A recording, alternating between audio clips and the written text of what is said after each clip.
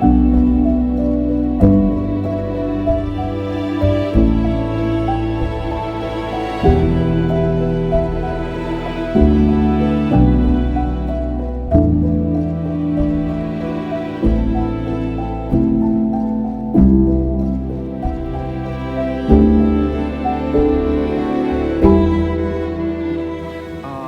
ini kita akan mengantarkan nasi untuk masyarakat yang terkena dampak banjir yang ada di Kecamatan Langgahan, Kabupaten Aceh Utara. Walaupun ini nasi ini tidak banyak, semoga ini bisa mengurangi beban masyarakat karena sebagian masyarakat tidak bisa keluar lagi.